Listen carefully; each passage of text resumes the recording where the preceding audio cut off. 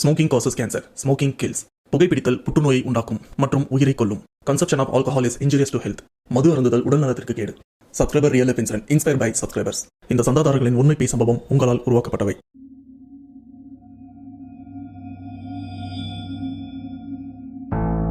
Hi வணக்கம், welcome to our channel. Back to rewind. பில்லி சூனியம் ஏவல் இந்த மாதிரி விஷயத்த ஒரு பைசா செலவில்லாமல் எடுக்க முடியுமா?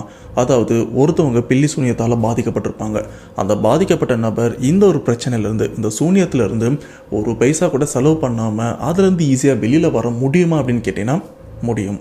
ஸோ இந்த வீடியோவில் அதை பற்றி தான் பார்க்க போகிறோம். அண்ட் அதுக்கு முன்னாடி பில்லி சூனியத்தால் பாதிக்கப்பட்ட ஒருத்தர் ஒரு சம்பவத்தையும் ஷேர் பண்ணியிருக்காரு. அந்த சம்பவத்தில் அவர் என்னென்ன பிரச்சனைலாம் ஃபேஸ் பண்ணியிருக்காரு, அந்த சம்பவத்திலேருந்து வெளியில் வந்தாரா இல்லையா, அண்ட் அவருக்கு என்னால் முடிஞ்ச வரைக்கும் அந்த ஒரு சப்போர்ட்டை நான் பண்ணேன். அதாவது இந்த ஒரு விஷயத்தை நீங்கள் பண்ணுங்கன்னா உங்களுக்கு ஒரு ரூபா கூட செலவில்லாமல் அந்த பில்லி சூனியத்திலேருந்து ஈஸியாக வெளியில் வர முடியும் அப்படின்னு நான் சொன்னேன். அதே மாதிரி அவரும் ட்ரை பண்ணியிருக்காரு. ட்ரை பண்ணி இப்போ அந்த ஒரு பிரச்சனையிலேருந்து டோட்டலாக வெளியில் வந்ததுக்கப்புறம் தான் இந்த சம்பவத்தையும் உங்கள்கிட்ட ஷேர் பண்ணலாம் அப்படின்னு வந்திருக்கேன். ஸோ பாதிக்கப்பட்ட சம்பவத்தையும் பார்க்க போகிறோம். அதோட சொல்யூஷன் ஒரு ரூபா கூட செலவு இல்லாமல் பார்க்க போகிறோம். ஸோ இந்த வீடியோ பார்க்கறதுல உங்களை யாராச்சும் இந்த பில்லி சூனியத்தால் பாதிக்கப்பட்டிருக்கீங்களா, ஆர் உங்களுக்கு தெரிஞ்சவங்க யாராச்சும் பாதிக்கப்பட்டிருந்தாங்கன்னா இந்த வீடியோவை அவங்களுக்கு ஷேர் பண்ணுங்கள். கண்டிப்பாக யூஸ்ஃபுல்லாக இருக்கும். ஸோ ஓவராக பேசாமல் டேரெக்டாக சம்பவத்துக்குள்ளே போயிடலாம். அதுக்கு முன்னாடி இந்த மாதிரி பேய் சம்பவம் உங்கள் லைஃப்பில் நடந்திருக்கா? அப்படி நடந்ததுன்னா அதை நீங்கள் என்கிட்ட ஷேர் பண்ணணும்னு நினச்சிங்கன்னா டிஸ்பிளேல தெரியிற இந்த வாட்ஸ்அப் நம்பருக்கு ஒரு வாய்ஸ் மெசேஜ் அப்படி இல்லைனா டைப் பண்ணி கூட நீங்கள் எனக்கு ஷேர் பண்ணலாம். அப்படி ஷேர் பண்ணுறது உண்மை சம்பவம் உண்மையில் தெளிங்காதுன்னா கண்டிப்பாக நம்ம சேனலில் போஸ்ட் பண்ணுறேன். ஸோ ஓவராக பேசாமல் டேரெக்டாக வீடியோவில் போகலாம். அதுக்கு முன்னாடி நீங்கள் நம்ம சேனல் புதுசுனா மறக்காம சேனலை சப்ஸ்கிரைப் பண்ணுங்கள், பெல் பட்டன் கிளிக் பண்ணுங்கள். இப்போ நம்ம வீடியோவில் போகலாம்.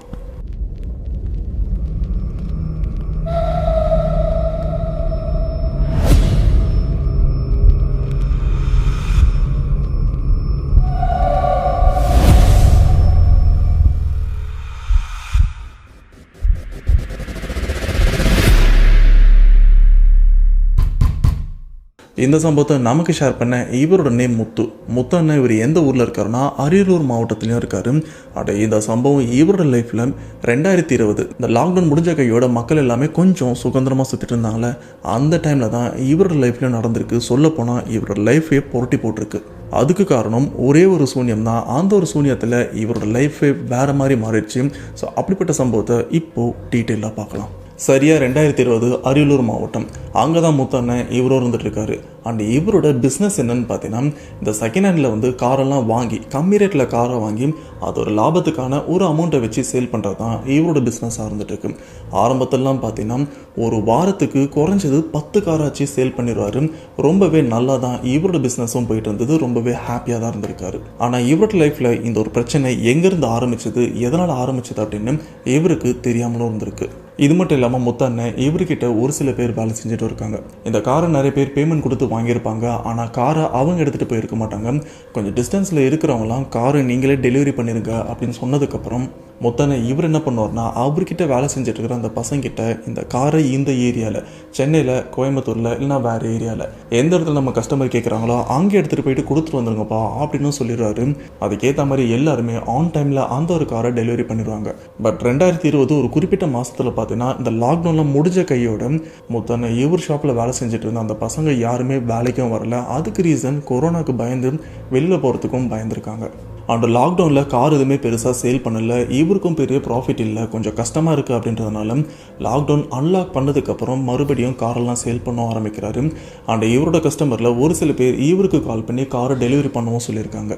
அன்னைக்கு ஒரு நாள் டெலிவரி பண்ணுறதுக்கு ஆள் இல்லை அப்படின்றதுனால முத்தண்ணன் இவர் என்ன பண்ணுறாருனா, கோயம்புத்தூரில் முத்தண்ணன் இவரோட செகண்ட் ஹேண்ட் கார் ஷாப்பும் இருக்குது. அங்கே போயிட்டு இந்த பர்டிகுலர் மாடல் கார் எடுத்துகிட்டு அப்படியே அங்கேருந்து கொடைக்கானலில் போயிட்டு அந்த கஸ்டமருக்கு டெலிவரி பண்ணிடலாம் அப்படின்னு அரியலூர்லேருந்து கோயம்புத்தூருக்கும் போகிறாரு. போகும்போது எந்த பிரச்சனையுமே இல்லை, ரொம்பவே நார்மலாக தான் இருந்திருக்கு. இப்படியே கோயம்புத்தூர் போனதுக்கப்புறம் அந்த பர்டிகுலர் மாடல் காரை நல்லா சர்வீஸும் விட்டு அன்னைக்கு நைட்டு போல் ஒரு 12 மணி போல் அந்த காரை எடுத்துகிட்டு கொடைக்கானலுக்கும் போகிறாங்க. ஏன்னா அந்த காரை வாங்கின அந்த கஸ்டமரும் பார்த்தீங்கன்னா ரொம்பவே கோவத்தில் இருக்காங்க. ஏன்னா ஆல்ரெடி ஆல்ரெடி 3 நாள் டிலே. இந்த காரை 3 நாளைக்கு முன்னாடியே டெலிவரி கொடுத்துருக்கணும். ஆனால் பசங்க இல்லாத ஒரே காரணத்தினால இப்போ எல்லா வேலையுமே முத்தனை இவர் தான் பார்த்துட்டு இருக்காரு. அண்ட் இன்றைக்கும் நம்ம லேட் பண்ணிட்டோன்னா கண்டிப்பாக அவங்க காசை திரும்ப ரிட்டர்ன் கேட்க சான்ஸ் இருக்குது. ஸோ நம்மளே போய் கொடுத்துடலாம் அப்படின்னு தான் முத்தனை இவரும் கோயம்புத்தூரில் போயிட்டு அந்த காரை எடுத்துகிட்டு இப்போது கொடைக்கானலுக்கும் கிளம்புறாரு. இப்படி ஒரு கிளம்புற டைம் நடுராத்திரி 12 மணியாக இருந்துட்டுருக்கு. அந்த கார் எடுத்துகிட்டு நார்மலாக போயிட்டும் இருக்காரு. ஸோ இப்படியே போயிட்டே இருக்கும்போது பார்த்தீங்கன்னா கோயம்புத்தூர்லேருந்து ஒரு 30 கிலோமீட்டர் தாண்டி போயிட்டே இருக்கும்போது ஹைவே ஓரமாக பார்த்தீங்கன்னா யாரோ லிஃப்ட் கேட்குற மாதிரியும் இருக்குது. யாருன்னு கொஞ்சம் டீப்பாக பார்த்தா அங்கே ஒரு லேடியும் நிற்கிறாங்க. இந்த லேடியை பார்க்கும்போது முத்தனை இவருக்கு எந்த விதமான எண்ணமும் இல்லை.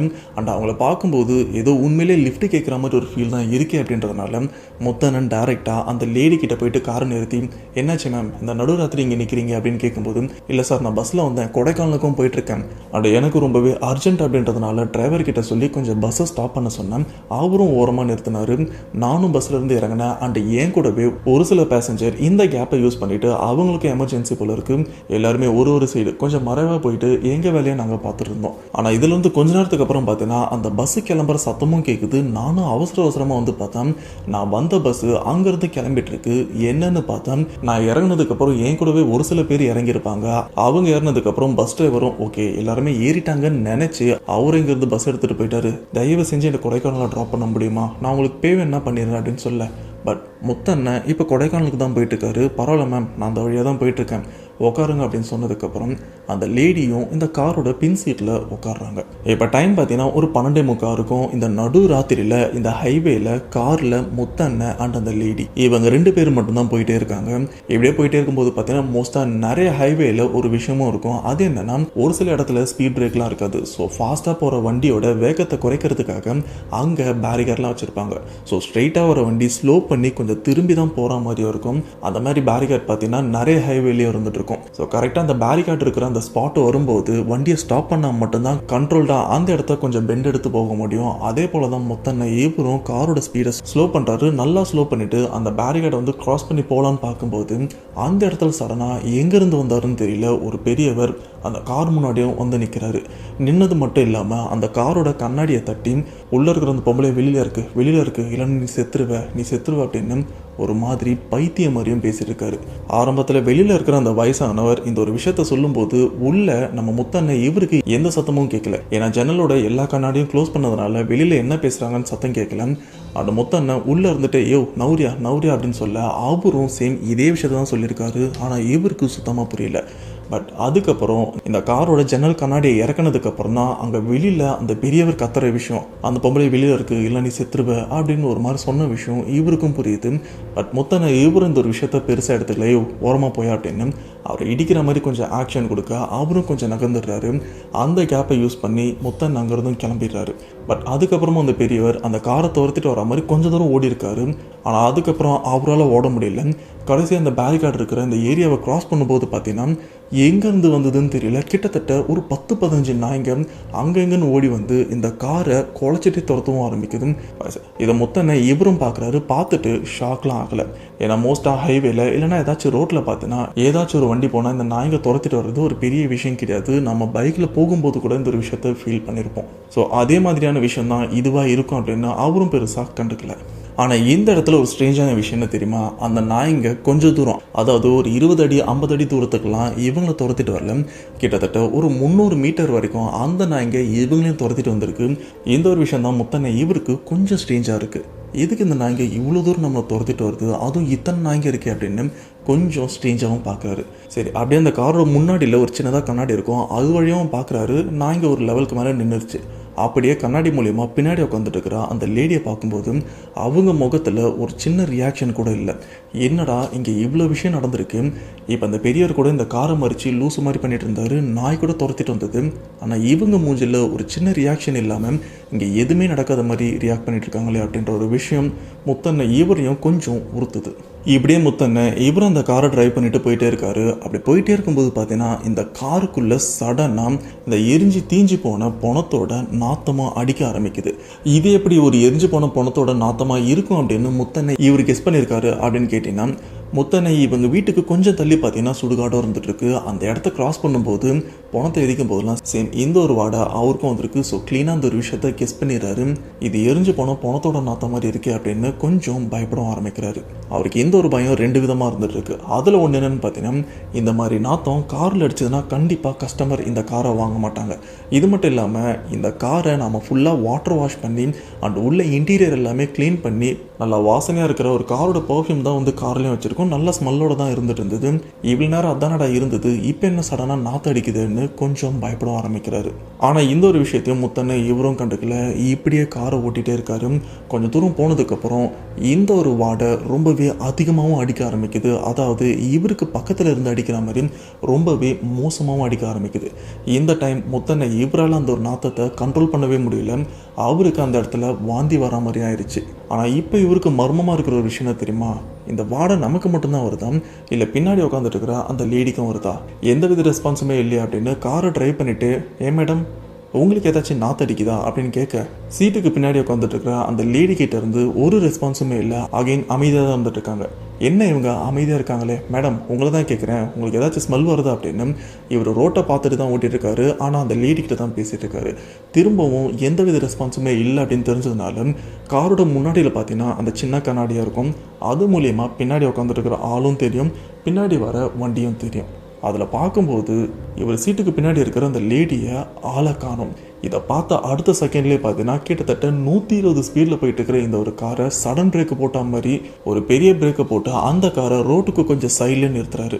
அப்படி நிறுத்தினதுக்கப்புறம் பார்த்தீங்கன்னா பொறுமையாக திரும்பி உண்மையில அந்த லேடி பின்னாடி இருக்காங்களா இல்லை கீழே படுத்துருக்காங்களா அப்படின்னு பார்க்குறதுக்காக பின்னாடியும் திரும்பி பார்க்குறாரு. ஆனால் அந்த சீட்டில் ஏன் அந்த கார்லேயே அந்த லேடியை காணோம். கீழே படுத்துருக்காங்களா அப்படின்னு எட்டி பார்த்தா கூட அந்த லேடி அந்த இடத்துல இருந்ததுக்கான தடயம் கூட இல்லை. இது என்னடா விசித்திரமாக இருக்குது, இப்போ தான்டா கொஞ்ச நேரத்துக்கு முன்னாடி ஹைவேல இந்த லேடியை வந்து நான் லிஃப்ட் கொடுத்து கூட்டிட்டு வந்தேன். ஆனால் இதுக்கு முன்னாடி கூட இந்த லேடியை அந்த கண்ணாடியோட ரிஃப்ளெக்ஷனில் நான் பார்த்தேன்.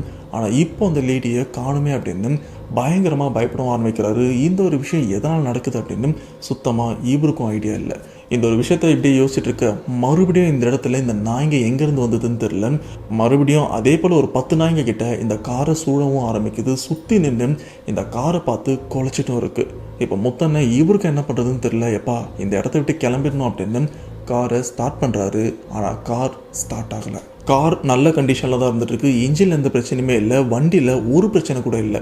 இருந்தாலும் காரை ஸ்டார்ட் பண்ணுறாரு. ஆனால் இவரால் அந்த காரை ஸ்டார்ட் பண்ணவும் முடியல. ரொம்ப நேரமாக ட்ரை பண்ணிட்டு இருக்காரு. இப்படியே ஒரு 5 நிமிஷம் அந்த காரை ஸ்டார்ட் பண்ண ட்ரை பண்ணும்போது வண்டியும் ஸ்டார்ட் ஆகலை. அதுக்கேற்ற மாதிரி வெளியே இருக்கிற நாய் எல்லாமே இந்த காரை பார்த்து ஒரு மாதிரி குலைச்சிட்டும் இருக்கு. அந்த நாய்ங்க குலைக்கிற அந்த வேகத்தை பார்த்தா ஏதோ கொலைவெறியோட பார்க்கக்கூடாது ஏதோ ஒரு விஷயத்த பார்த்து தான் குலைச்சிட்டு இருக்கிற மாதிரி இருக்கே அப்படின்னு முத்தனை இவருக்கும் புரியுது. அப்போ தான் முத்தனை ஒரு விஷயத்தையும் நோட் பண்ணுறாரு. அது என்னன்னா, அங்கே இருக்கிற நாய்ங்க எதுவுமே முத்தனை இவரை பார்த்து குலைக்கல, இந்த காரை பார்த்து தான், குறிப்பாக இந்த காரோட பின் சீட்டை பார்த்து தான் குலைக்கிற மாதிரி இவருக்கும் தோணுது. சரி இங்கேருந்து இறங்கிடலாமா, ஆளுங்க வர வரைக்கும் வெயிட் பண்ணலாமே அப்படின்னு இறங்கலான்னு பார்க்கும்போது இவருக்குள்ள ஒரு பயமும் இருந்துட்டு இருக்கு. காரை விட்டு நான் இறங்கிட்டேன்னா இன்கேஸ் அந்த நாய்ங்க எனக்கு கடிச்சதுன்னா என்ன ஆகுறது? 1-2 நாயாக இருந்தால் அடித்து துரத்திடலாம். இவ்வளோ நாய்ங்க இருக்கே, நான் என்ன பண்ணுறதுன்ற ஒரு பயத்தோட இவரும் காருக்குள்ளேயே இருக்காரு. அப்படி காருக்குள்ளே இருந்துட்டு இருக்கும்போது மறுபடியும் அந்த எரிஞ்சு போன பணத்தோட வாடை ரொம்பவே அதிகமாகவும் அடிக்க ஆரம்பிக்குது. எப்பா இங்கே இருக்கிறது ஏதோ தப்பாக படுது, இங்கேருந்து தயவு செஞ்சு இறங்கிடலாம், நாய்ங்க கடிச்சா கூட பரவாயில்ல அப்படின்னு அந்த பயத்தோட கார்லேருந்து இறங்குறாரு. பட் அந்த காரை விட்டு இறங்கி வெளியில் நிற்கும் போது பார்த்தீங்கன்னா அங்கே இருக்கிற 10 நாய்களில் ஒரு நாய் கூட நம்ம முத்தனை இவர்கிட்டையும் சரி இவரை பார்த்து குலைக்கவும் இல்லை. அப்போவே இவருக்கு தெரிஞ்சிச்சு இங்கே தான் ஏதோ தப்பாக இருக்குது அப்படின்னு கொஞ்சம் தள்ளி வரலான்னு அங்கே இருக்கிற நாய்ங்க எல்லாத்தையுமே க்ராஸ் பண்ணி அந்த காரை விட்டு ஒரு 20 அடி தள்ளியும் வராரு. அப்போது அந்த நாய்ங்க அந்த காரை பார்த்து தான் குலைச்சிட்டும் இருக்குது. ஆனால் அந்த நாய்ங்க குலைக்கிற விஷயம் முத்தனை இவருக்கு எப்படி ஃபீல் ஆகுதுன்னா ஏதோ இவரோட தொண்டையை வலிக்கிற மாதிரி ஃபீல் பண்ணுறாரு. ஏன்னா அந்த அளவுக்கு அங்கே இருக்கிற நாய்ங்க எல்லாமே ரொம்பவே ஆக்ரோஷமாக குலைச்சிட்டும் இருக்குது. ஆனால் அந்த சம்பவம் நடக்கும்போது பார்த்தீங்கன்னா அந்த இடத்துல ஆளுங்க யாருமே வரல. ஆனால் வண்டிகள்லாம் போயிட்டுருக்கு. எந்த வண்டியும் பார்த்தீங்கன்னா இங்கே ஸ்டாப் பண்ணி இவருக்கு ஹெல்ப் பண்ணலாம் அப்படின்னு பண்ணலை. எல்லாருமே வேலையை பார்த்துட்டு தான் போயிருக்காங்க. இப்படியே பயத்தோட அந்த காரையும் பார்த்துட்டு இருக்காரு. அப்படி அந்த காரை பார்த்துட்டு இருக்கும்போது பார்த்தீங்கன்னா அந்த பின் சீட்டு கிட்ட ஏதோ ஒரு உருவம் அந்த இடத்துல சடனாக அப்பியர் ஆகுறதையும் பார்க்குறாரு. ஆனால் அந்த உருவம் எப்படி அப்பியர் ஆகுதுன்னா அப்படியே ஸ்லோ பை ஸ்லோவாக அந்த இடத்துல உருவாகிற மாதிரி அந்த ஃபேட்லேருந்து ஒரு ஸ்ட்ராங்கான உருவத்துக்கு மாறுற மாதிரியும் கொஞ்சம் கொஞ்சமாக அந்த உருவம் அந்த இடத்துல அப்பியர் ஆகுறதையும் பார்க்குறாரு. இதை பார்க்கும்போது இது ஒரு பெண்ணோட உருவம் மாதிரி இருக்கே அப்படின்னு இவருக்கும் தோண ஆரம்பிக்குது. பட் கொஞ்சம் கொஞ்சமாக அந்த உருவம் ஒரு கருப்பான நிலை அடைஞ்சதுக்கப்புறம் ஒரு பெண்ணோட உருவத்துக்கும் மாறுறத லைவாக முத்தண்ணன் இவரும் பார்க்குறாரு கொஞ்சம் தூரத்தில் இருந்து. அப்படி அந்த உருவம் மாற தான் முத்தண்ணன் இவருக்கு செம்ம ஷாக் ஆகுது. என்னன்னா இவ்வளோ நேரம் முத்தண்ணன் இவர் கூட ஒரு லேடி ட்ராவல் பண்ணியிருப்பாங்களே, அவங்க தான் இப்போ இந்த இடத்துல ஒரு பேய் மாதிரியான உருவத்தோடு இருந்துட்டு இருக்காங்க. அந்த பொண்ணோட கண்ணு பார்க்கும்போது பார்த்தோன்னா அப்படியே செவந்து போயிருக்கு. கோவத்தில் செவந்ததுனா எப்படி இருக்கும், அந்த மாதிரி அந்த கண்ணு கருவிழியோட செவந்து இருக்கிறத பார்க்கும்போது முத்தண்ணன் இவருக்கு அல்ல கை கால்லாம் நடுங்க ஆரம்பிச்சிருச்சு. இப்போ சுற்றி குலைச்சிட்டு இருக்கிற இந்த நாய் எல்லாமே அந்த காருக்கு கொஞ்சம் க்ளோஸில் போயிட்டு குலைக்கவும் ஆரம்பிக்குது. இருந்தாலும் அந்த காருக்குள்ளே இருக்கிற அந்த லேடியோட உருவம் அங்கே இருக்கிற நாய்களை பார்க்கல. நம்ம முத்தண்ணன் இவர் தான் முறைச்சி பார்த்துட்டு இருக்கு வெச்ச கண்ணு வாங்காமல். இப்போ தான் முத்தண்ணன் இவருக்கும் புரியுது. இதுக்கு முன்னாடி அந்த பேரிகார்ட் கிட்ட வண்டியை ஸ்லோ பண்ணி எடுத்துகிட்டு வரும்போது ஒரு பெரியவர் குறுக்கம் வந்திருப்பார். இந்த லேடியை வண்டி விட்டு இறக்கு இல்லைன்னா நீ செத்துருவ அப்படின்னு ஒரு சில விஷயத்தையும் சொல்லியிருப்பார். அப்போ அதை கண்டுக்கல. அது தாண்டினதுக்கப்புறம் கூட அவ்வளோ நாய் நம்ம வண்டியை துரத்திட்டு வந்தது, அதுக்கு காரணம் இந்த லேடி தானே அப்படின்னு இப்போ தான் முத்தண்ணன் இவருக்கும் புரியுது. இதுக்கு மேலே இங்கே நிற்கக்கூடாதுன்னு இங்கேருந்து ஓட்டமும் எடுக்கிறாரு. அப்படி ஓடினவர் ரொம்ப தூரமாக ஓடினதுக்கப்புறம் அந்த இடத்துல இந்த ஊர் எல்லையிலலாம் கோவில் இருக்கும் பார்த்தீங்கன்னா, அந்த மாதிரி ஒரு கோவிலை அங்கேயும் பார்க்குறாரு. இப்போதைக்கு சேஃபான ஒரே இடம் இந்த கோவில் தான் அப்படின்னு அந்த கோயிலுக்குள்ளேயும் போய் உட்காந்துக்கிறாரு. பட் கோயிலுக்குள்ளே உட்காந்ததுக்கப்புறம் கூட அந்த உருவம் இவரை துரத்திட்டு வந்தது அப்படின்னு கேட்டிங்கன்னா துரத்திட்டு வந்தது. ஆனால் கோயிலுக்குள்ளே வரல. கோயிலிருந்து கொஞ்சம் தூரம் தள்ளி தான் அந்த உருவம் அங்கேயே நின்று முத்தண்ணன் இவர் வெளியில் வருவாரா அப்படின்னு பார்த்துட்டு இருக்கு. இந்த பர்டிகுலர் டைமில் பார்த்தோன்னா அந்த ஏரியாவில் ஆளுங்க யாருமே இல்லை. ஊர் மக்கள் கூட எங்கே அங்கன்னு ஒருத்தர் கூட போல. இன்கேஸ் யாராச்சும் போயிருந்தாங்கன்னா அவங்க கிட்ட கூட உதவி கேட்டுக்க வாய்ப்பு இருக்குது. ஆனால் யாருமே வரல. இப்படியே இந்த கோவிலே முத்தண்ணன் இவரும் இருக்க டைமும் போயிட்டே இருக்குது. இப்படியே பொழுது விடியும் போது பார்த்தீங்கன்னா ஒரு 3:30 ஆகும்போது பார்த்தீங்கன்னா அந்த ஊரை சேர்ந்தவங்க நடமாடவும் ஆரம்பிக்கிறாங்க. இந்த பர்டிகுலர் டைமில் அங்கே இருந்த அந்த உருவமும் மறைஞ்சும் போகுது. இருந்தாலும் முத்தண்ணன் இங்கேருந்து வெளியில் வரல. 6 மணி வரைக்கும் இந்த கோவிலில் தான் இருந்துட்டுருக்காரு. அந்த சூரிய உதயம் வந்ததுக்கப்புறம் தான் இந்த கோவிலை விட்டு வெளியில் வராரு. ஐயோ கார் என்னாச்சு அப்படின்னு தெரியல அப்படின்னு திரும்பவும் கார் எங்கே விட்டாரோ அந்த இடத்துக்கு போய் பார்த்தா அங்கே ஒரு கொடூரமான விஷயமும் நடந்திருக்கு. அந்த விஷயத்தை இப்போ கூட முத்தண்ணன் இவர் லைஃப்பில் மறக்கல அப்படின்னு சொல்லியிருக்காரு. அது என்னென்னா நைட் டைமில் ஒரு 10 நாய்ங்க இவரோட காரை சுற்றி குறைச்சிருந்துருக்கோம்ல, அந்த 10 நாய்களுமே இப்போது அந்த இடத்துலையே இறந்து போயிருக்குது. இப்போ இந்த கார்கிட்ட ஏதாச்சும் 1-2 நாய் இறந்து போயிருந்ததுன்னா ஓகே, ஏதாச்சும் ஆக்சிடெண்ட்டில் இறந்து போயிருக்கு, ஹைவே அப்படின்னு கூட சொல்லலாம். ஆனால் 10 நாய்களும் நைட்டு எந்த இடத்துல நின்று குலைச்சிட்டு இருந்ததும் சரி அந்த இடத்துல உயிரை விட்டுருக்குதுங்க. இதை பார்க்கும்போது முத்தண்ணன் இவருக்கு என்ன சொல்கிறதுன்னே தெரியல.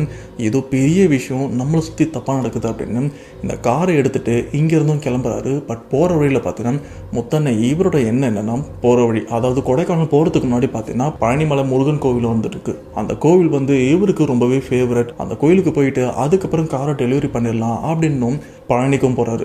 பட் மலை ஏறுறதுக்கு முன்னாடியே பார்த்தீங்கன்னா கார் என்னாச்சுன்னு தெரில, சடனாக ரிப்பேர் ஆகிடுது.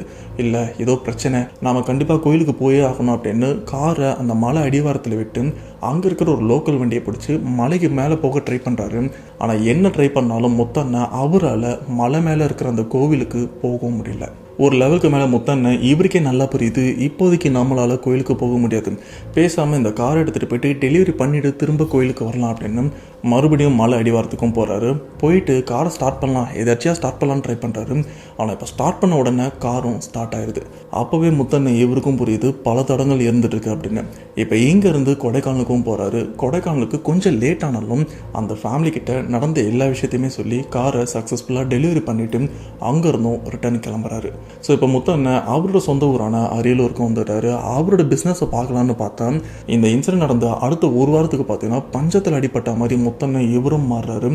ஒரு காரு கூட சேல் ஆகலை. இவர் நிறைய இன்வெஸ்ட் பண்ணி நிறைய காரையும் வாங்கி வச்சுட்டாரு. வழக்கமாக ஒரு பிரான்ச்சில் வாரத்துக்கு 10 காராச்சும் சேல் ஆகும். ஆனால் இப்போன்னு பார்த்து ஒரு காரு கூட சேல் ஆகலை. யாருமே கால் கூட பண்ணி காரை பற்றி கேட்கல அப்படின்னு இவருக்குள்ள ஒரு பயங்கர மன கஷ்டமாக இருந்துருக்கு.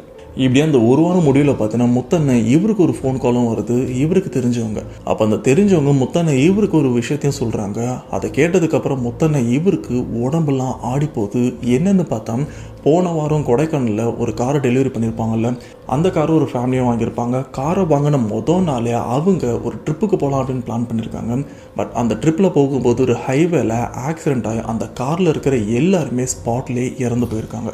இப்போ முத்தண்ண இவருக்கும் புரியுது, ஒருவேளை இந்த மாதிரி விஷயம் நமக்கு ஏதாச்சும் இருக்குமா அப்படின்னு பயப்பட ஆரம்பிக்கிறாரு. அதுக்கேற்ற மாதிரியே நிறைய தடங்களும் நடந்துட்டுருக்கு. சரி, இதை ஏதாச்சும் இந்த மாந்திரிகர் வச்சு சரி பண்ணலாம் அப்படின்னு ஒரு சில மாந்திரிகர் இல்லை, பல மாந்திரிகர் கிட்ட போயிட்டு எனக்கு இந்த மாதிரி பிரச்சனை இருக்குது என்னென்னு கேட்கும்போது அவங்க எல்லாருமே முத்தண்ண இவர்கிட்ட பணத்தை கறக்கிறதுக்கு மட்டும்தான் ட்ரை பண்ணியிருக்காங்களே தவிர உண்மையிலே இவருக்கு இந்த பிரச்சனை அது பிரச்சனை அப்படின்னு எதுவுமே சொல்லாமல் காசு மட்டும்தான் வாங்கியிருக்காங்களே தவிர ஹெல்ப் பண்ணலை.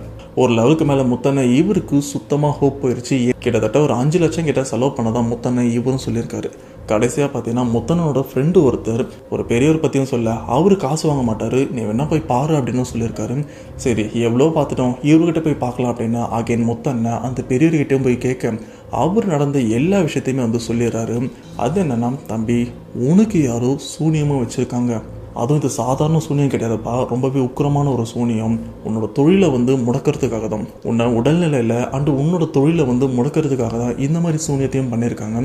இதை பண்ணது வேறு யாருமே இல்லை, எப்பயுமே உன் கூட உனக்கு நம்பிக்கையான ஆளுன்னு ஒருத்தன் இருந்திருப்பான், அவன் யாருன்னு வந்து உனக்கும் தெரிஞ்சிருக்கும், அவன் தான் இந்த ஒரு விஷயம் பண்ணியிருக்கான் அப்படின்னு சொன்னதுக்கப்புறம் தான் முத்தண்ண இவரும் யோசிக்கிறாரு. ஓகே, ஒரு வேளை இவன் தான் இருக்குமா அப்படின்னு அவன்கிட்ட போயிட்டு எதர்ச்சியாக கேட்க அடி தாங்க முடியாமல் அவனும் ஆமாண்ணே நான் தான் பண்ணேன் தெரியாமல் பண்ணேன் அப்படின்னு சொல்ல முத்தண்ண இவரும் வந்து இருக்கிற கோவத்தில் கையெல்லாம் உடைச்சிட்டு இருக்காரு. அண்ட் இது ஒரு போலீஸ் கேஸாகவும் மாறி இருக்கு. அதுக்கப்புறம் அந்த பிரச்சனையை சரி பண்ணிட்டு இருக்காங்க. திரும்ப இந்த பெரியவர்கிட்ட ஐயா இந்த பிரச்சனையிலேருந்து என்னை எப்படியாச்சும் காப்பாற்றுங்க அப்படின்னு கேட்கும்போது அந்த பெரியவரும் ஒரு சில விஷயம்லாம் பண்ணியிருக்காரு. அதிலிருந்து பாதிப்பு கொஞ்சம் தான் குறைஞ்சிருக்கே தவிர முத்தண்ண இவரால் முழுசாக வெளியில் வர முடியல. ரீசன் கேட்டீங்கன்னா இந்த விஷயத்த பண்ணுறதுக்கு முன்னாடியே அந்த பெரியவர் இறந்து போயிட்டாரு. இன்கேஸ் அவர் உயிரோடு இருந்திருந்தாருன்னா இந்த பிரச்சனையிலேருந்து மொத்தமாக முத்தண்ண இவரை காப்பாற்றிருக்க வாய்ப்பு இருக்கு. ஆனால் அவர் ரொம்ப வயசானவர் அப்படின்றதுனால இறந்து போயிட்டு இருக்காரு. இதுக்கப்புறம் முத்தண்ண இவர்கிட்ட இருந்த நிறைய விஷயம் இவரை கையை விட்டு போக ஆரம்பிச்சது.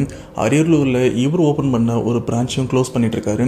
கோயம்புத்தூரில் ஓப்பன் பண்ணதை மட்டும்தான் க்ளோஸ் பண்ணாமல் எப்படியோ கஷ்டப்பட்டு அப்படியே வச்சிருக்காரு. அப்படி இன்னொரு தடவை காசு கொடுத்து ஒரு மாந்திரிகர் கிட்ட இந்த விஷயத்தை கேட்கறதுக்கே பயப்படுறாரு. ரீசன் என்ன, அந்த மாந்திரிகர் உண்மையை சொல்றாரா இல்லை போய் சொல்றாரா, காசுக்காக பண்றாரா என்னன்னு தெரியல, எனக்கு ஒரு சொல்யூஷன் கொடுத்து காசு கேட்டால் கூட இவ்வளோ அவ்வளோன்னு நான் கொடுத்துருவேன், ஆனால் வெறும் காசை மட்டும் தான் பார்க்குறாங்களே அப்படின்னு முத்தண்ண ரொம்பவே கஷ்டப்பட்டிருக்காரு. கடைசியாக முத்தண்ண போன வருஷம் கிட்டத்தட்ட ஒரு 6-7 மாதத்துக்கு முன்னாடி தான் இந்த ஒரு சம்பவத்தையும் நமக்கு ஷேர் பண்ணியிருந்தாங்க. அப்படிப்பட்ட சம்பவத்தை தான் இப்போ லேட் ஆனாலும் பார்த்துருக்கோம். அவ்வளோதான். எது அவ்வளோதானா? ஏதோ ஆரம்பத்தில் சொன்னியப்பா இந்த பில்லி சூனியத்தை வந்து ₹1 செலவு இல்லாமல் அதை ஈஸியாக எடுக்கலான்னு சொன்னியே, அதை சொல்லாமல் போறியே, முத்தண்ண இவர் அதுக்கப்புறம் என்ன பண்ணாருன்னு எதுவுமே சொல்லாமல் போறியே அப்படின்னு கேட்டீங்கன்னா, இப்போ உங்களுக்காக இந்த பில்லி சூனியத்தை எப்படி ஈஸியாக எடுக்கிறது, அந்த முத்தண்ண இந்த ஒரு விஷயத்தை ட்ரை பண்ணி இப்போ என்ன நிலைமையில் இருக்காருன்றதை கிளியராக சொல்கிறேன். சரியா ஒரு 6-7 மாதத்துக்கு முன்னாடி தான் முத்தண்ண இந்த ஒரு இன்சிடென்ட்டை நமக்கு ஷேர் பண்ணார். ஷேர் பண்ண உடனே இந்த ஒரு இன்சிடென்ட்டை போஸ்ட் பண்ணலாம் அப்படின்னு தான் பார்த்தேன். பட் என்ன ரீசன் தெரில, இவரோட இன்சிடென்ட்டை போஸ்ட் பண்ணாமல் மற்ற இன்சிடென்ட்லாம் நார்மலாக போஸ்ட் பண்ணிகிட்டே இருந்தேன். அப்போது இந்த மாந்திரிகம் எந்த அளவுக்கு ஒர்க் அவுட் ஆகுது, இது உண்மையாக போய் அப்படின்னு தெரிஞ்சுக்கிறதுக்காக ஒரு சிலரையும் பார்க்க போயிருந்தேன். பட் எனக்கு தெரிஞ்ச ஒரு பெரியவர், அவரோட வயசு பார்த்தீங்கன்னா கிட்டத்தட்ட 90 இருக்கும். நிறைய பேருக்கு ரொம்பவே பெருந்தன்மையாக ஃப்ரீயாக தான் அந்த ஒரு சூனியம் அப்படின்ற ஒரு விஷயத்தை வந்து எடுத்தும் விட்டுருக்காரு. அது ரொம்பவே எளிமையான ஒரு வழிமுறையில் அவரை பார்த்த உடனே எனக்கு இதை கேட்கணும்னு தோணுச்சு. அதுக்கு முன்னாடியே நிறைய மாந்திரிகர்கிட்ட இந்த மாதிரி பில்லி சூனியத்தை வந்து ஃப்ரீயாக உங்களால் எடுக்க முடியுமா, இல்லைனா எடுக்கிறதுக்கான டிப்ஸ் ஆச்சு கொடுங்க அப்படின்னு கேட்டதுக்கப்புறம் யாருமே முன் வந்து அதை சொல்கிற மாதிரியும் இல்லை. அவங்க எல்லாருமே அப்படியே விட்டுட்டு அதுக்கப்புறம் தான் இந்த பெரியவரையும் பார்க்க போனேன். அவர்கிட்டையும் சரி இவர் சொல்லுவாரா மாட்டாரா அப்படின்ற ஒரு டவுட்டோடு தான் இந்த பில்லி சூனியத்தில் வந்து ஒருத்தவங்க பாதிக்கப்பட்டாங்கன்னா அதுலேருந்து ரொம்பவே ஈஸியாக காசு எதுவுமே செலவு பண்ணாமல் ரொம்பவே ஈஸியாக வரத்துக்கு ஏதாச்சும் வழி இருந்தால் சொல்லுங்கள் அப்படின்னு சொல்லும்போது ரொம்பவே பெருந்தன்மையாக ஒரு விஷயம் இல்லை 2 விஷயம் சொன்னார். 2மே ஃப்ரீயான விஷயம் தான். ஆனால் அதில் 2வது விஷயத்துக்கு மட்டும்தான் உங்களால் காசு செலவு பண்ண வேண்டியிருக்கும். அது என்னன்றதை செகண்ட் சொல்லிடுறேன். ஃபர்ஸ்ட்டு அந்த ஃப்ரீயான விஷயத்த சொல்லிடுறேன். இப்போது இந்த வீடியோ பார்க்குற யாராச்சும் இன்கேஸ் இந்த பில்லி சூனியன் செய்வினை இந்த மாந்திரிகம் ரிலேட்டடாக நீங்கள் யாராச்சும் பாதிக்கப்பட்டிருந்தீங்கன்னா அந்த பாதிக்கப்பட்ட நபர் ஆணாக இருக்கலாம் இல்லைனா பெண்ணாக இருக்கலாம். இஃப் ஆணாக இருந்தாங்களா அவங்களோட அந்த உச்சி முடியை வந்து கொஞ்சம் கட் பண்ணி அது கூடவே பார்த்தீங்கன்னா இந்த ரத்தம் உரியிற அட்டைப்பூச்சி இருக்குது பார்த்தீங்களா, நம்ம அன்னியன் படத்தில் கூட விக்ரம் ஒருத்தர் உடம்புல அட்டைப்பூச்சியை விட்டு உடம்புல இருக்கிற ரத்தம் ஃபுல்லாக எடுத்துகிட்டு வரல, அந்த மாதிரி அட்டைப்பூச்சியை ஒன்று எடுத்து ஒரு சின்ன ஒரு கண்டெய்னர் ஒரு சின்ன டப்பாவில் பார்த்தீங்கன்னா அந்த முடியும் அந்த அட்டைப்பூச்சியும் போட்டு மூடி உங்கள் வீட்டு வாசலில் வச்சிங்கன்னா கிட்டத்தட்ட ஒரு 4 நாள் மட்டும் வைங்க. 4 நாளைக்கு அப்புறம் பார்த்தீங்கன்னா அந்த அட்டைப்பூச்சி செத்து போயிடும். அப்படி செத்து போனதுக்கப்புறம் பார்த்தீங்கன்னா அந்த பொருளை தூக்கி நார்மலாக வெளில போட்டுருங்க. அதுக்கப்புறம் பார்த்தீங்கன்னா யார் இந்த பில்லி சூனியம் இந்த மாதிரி விஷயத்தில் பாதிக்கப்பட்டாங்களோ, ஆணாக இருக்கலாம் பெண்ணாக இருக்கலாம், அவங்க விட்டு இந்த பில்லி சூனியம் போயிடும் அப்படின்னு சொல்கிறாங்க. இதே விஷயத்தை தான் முத்தண்ணன் இவருக்கும் சொன்னேன். சேம் அந்த விஷயத்தை வந்து அவரும் ட்ரை பண்ணியிருக்காரு. ட்ரை பண்ணதுக்கப்புறம் அவரோட பிஸ்னஸ் பழையபடி வந்திருக்கு. ஸோ ரிசல்ட் நல்லா வந்ததுனால தான் இப்போ நான் இந்த ஒரு விஷயத்த உங்ககிட்ட சொல்கிறேன், அதுவும் ஃப்ரீயாக. ஸோ இதுக்கு நீங்கள் என்ன பண்ணணும் தெரியுமா? இந்த வீடியோ வந்து நிறைய பேருக்கு ஷேர் பண்ணுங்கள். அப்படியே மறக்காமல் சப்ஸ்கிரைப் பண்ணாதவங்க பண்ணிடுங்க, அது போதும். சரிப்பா, அந்த ரெண்டாவது ஒன்று இருக்குன்னே காசு ஏதோ செலவு பண்ணணும்னு சொன்னீங்க, அது என்னது அப்படின்னு கேட்டீங்கன்னா, ஒன்றும் இல்லைங்க, உங்களால் பஸ்ஸுக்கு செலவு பண்ண முடியுமா? அவ்வளோ அமௌண்ட்டு தான் ஆகும். நீங்கள் இந்த ஊரில் இல்லை உலகத்தில் நீங்கள் எந்த மூலையில் இருந்தாலும் நம்ம தமிழ்நாட்டில் இருக்கிற பழனிமலை இருக்குது பார்த்தீங்களா, முருகர் கோவில், அந்த கோவிலுக்கு நீங்கள் வந்துட்டு போனீங்கனாலே எப்பேற்பட்ட பில்லி சூன்யமாக இருந்தாலும் உங்களை விட்டு விலகிடும் அப்படின்னு நான் சொல்லலை, அந்த பெரியவர் தான் சொல்லியிருக்காரு. ஏன்னா அவரோட லைஃப்பில் பார்த்தீங்கன்னா நிறைய பேருக்கு காசு வாங்காமல் இந்த பில்லி சூன்யத்தெல்லாம் வந்து கிளியர் பண்ணியிருப்பாருன்னு சொன்னோம் பார்த்தீங்களா. சேம் இந்த விஷயத்தை தான் அவங்க எல்லாருமே பண்ணியிருக்காங்க. அப்படி அந்த 2 விஷயத்தையுமே பண்ண எல்லாருமே இப்போது ரொம்பவே ஹாப்பியாக இருந்துட்டு இருக்காங்க. ஸோ ஃபஸ்ட்டு விஷயம், பாதிக்கப்பட்ட ஆணோ பெண்ணோ, பெண்ணாக இருந்தாங்கன்னா உச்சி முடியை கட் பண்ணி ஒரு டப்பா மூடுற மாதிரி இருக்க ஒரு டப்பாவில் போட்டுருங்க. அதே டப்பாவில் இந்த ரத்தம் உரியிற அட்டைப்பூச்சியும் போட்டு மூடி உங்கள் வீட்டு வாசலில் வச்சுருங்க. 4 நாள் கழித்து அந்த அட்டைப்பூச்சி செத்ததுக்கப்புறம் தூக்கி போட்டுருங்க, சரியாயிடும். அண்ட் ரெண்டாவது, நம்ம தமிழ்நாட்டில் இருக்கிற பழனிமலை முருகர் கோயிலுக்கு போயிட்டு வர சொல்லியிருக்காங்க. நீங்கள் அங்கே போயிட்டு எதுவுமே பண்ண வேணாம், கோயிலுக்கு போயிட்டு நல்லா ப்ரே பண்ணிட்டு வந்தாலே போதும், இந்த பிரச்சனை விலகிடும் அப்படின்னு சொல்லியிருக்காங்க. இதை ஒரு சில பேருக்கும் நான் சொல்லியிருக்கேன். அதில் ஒருத்தர்கிட்ட இருந்து ரிசல்ட் வந்துருச்சு. இன்னும் மற்றவங்கிட்ட இருந்து ரிசல்ட் வந்ததுன்னா அதையும் நாம் அடுத்தடுத்த வீடியோவில் பார்க்கலாம். இன்கேஸ் இந்த பில்லி சூனியத்தால் வேறு யாராச்சும் பாதிக்கப்பட்டாங்கன்னா அவங்களுக்கு இந்த ஒரு வீடியோவை ஷேர் பண்ணுங்கள். ஸோ நெக்ஸ்ட் இது போல் ஒரு இன்ட்ரெஸ்டிங்கான வீடியோட கண்டிப்பாக நான் மீட் பண்ணுறேன். அதுவரை உங்களிடம் விடைபெறுவது உங்கள் நான்